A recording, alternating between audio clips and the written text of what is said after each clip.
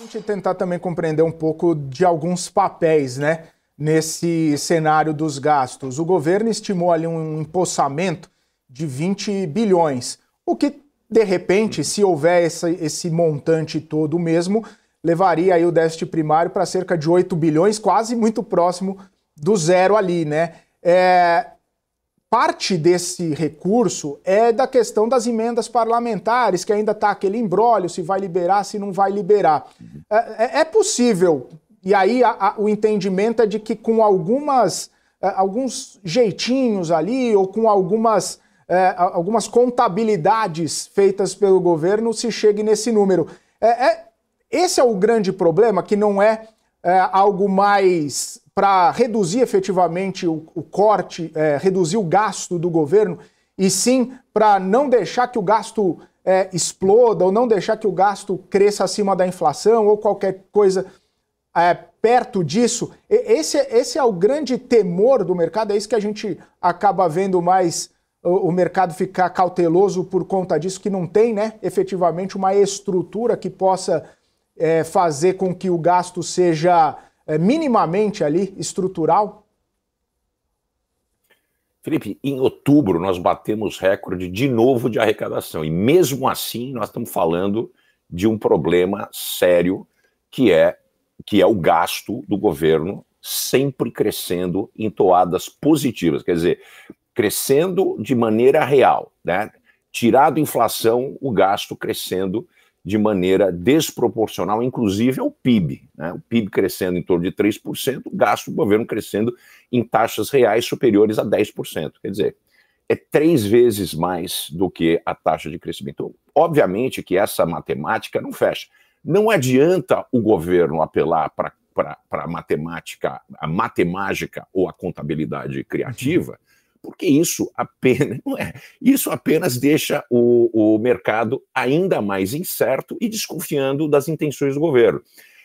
A transparência e a previsibilidade é a marca que o mercado precisa do governo. Essa marca é conquistada através de cumprimento, sem nenhum tipo de desculpa, do arcabouço fiscal, que já é leniente, já é muito leniente. Ele deixa que os gastos cresçam 2,5%. Na realidade, precisava ser revisto essa questão do crescimento de gasto 2,5% e uma série de gastos associados ao salário mínimo, que precisa acabar, porque isso impacta de maneira em cascata grande parte dos gastos importantes, como previdência, como educação, como saúde, como o BPC, como o abono salarial, e tem uma série de pontos que precisam ser resolvidos de uma maneira por todas. E se a gente não endereçar isso de uma maneira estruturada, que a gente institucionalize no país amarras que impeçam que o governo saia gastando demasiadamente em termos reais, né, tirando a inflação,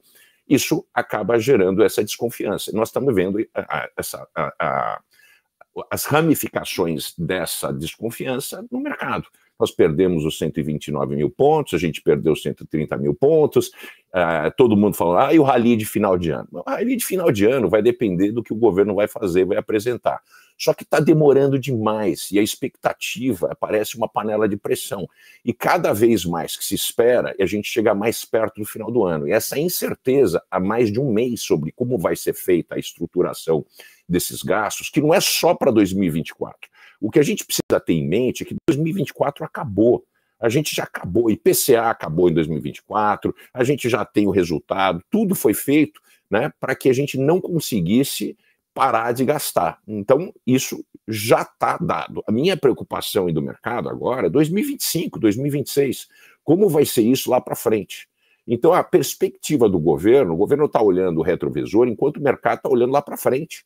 O governo está preocupado em se livrar da batata quente, que é 2024. Como é que a gente vai ficar usando, seja lá qual for o artifício contábil, como é que a gente vai empurrar daqui e dar de lá para a gente chegar ao 0,25? Essa é a preocupação do governo.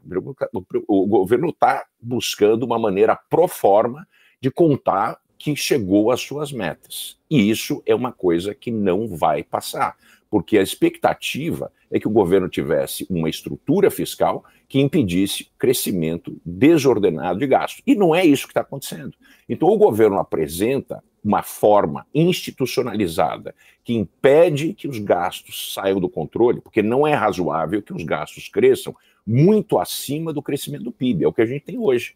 Então, ou o governo apresenta uma maneira de reter isso e, nas minhas contas, para o país evitar que a dívida pública, que é a grande preocupação, né, por trás desse cenário todo está a dívida pública, a preocupação é que a dívida pública comece a sair do controle. E tudo indica, né, em 4 anos do governo, que a dívida pública sobe mais de 12 pontos. Quer dizer, não é aceitável isso. A gente tem uma estrutura que está sem controle no que tange à estrutura fiscal do país.